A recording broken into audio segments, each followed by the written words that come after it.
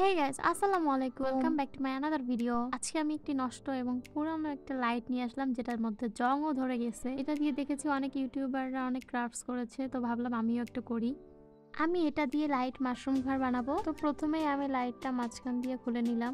এরপরে লাইটের যে গোল রাউন্ডটা ওইটাতে আমি রং করে নিলাম। আমি লাল কালারের রং করে নিয়েছি, যদি আমি অত ভালো পেন্টিং পারি না। তারপরে লাইটের উপরের অংশে আমি কি রং করবো আমি এটাই বুঝতেছিলাম না। এরপর আমি হাবিজাবি কিছু ড্রয়িং করে নিলাম, ফুল পাতা এসবই আমি কিছু ড্রয়িং করে নিলাম। নিচে তো কেউ দেখবে না। এই তো আমার রং করা শেষ হয়ে গেল, তোমরাই দেখে নাও কি হাবিজাবি রং করেছি। যাই হোক, এটা কিছু বুঝো না তোমরা। এরপরে আমি লাল রং করা বলটাকে আমি ভাবছিলাম যে একটু রং করে নিব, তারপর দেখি যে না, পুরো রং হচ্ছে না। তারপর আমি ক্লে দিয়ে মাশরুমের উপরে ছোটো ছোটো বল বানিয়ে লাগিয়ে দিলাম। এই হচ্ছে এটার ফাইনাল লুক।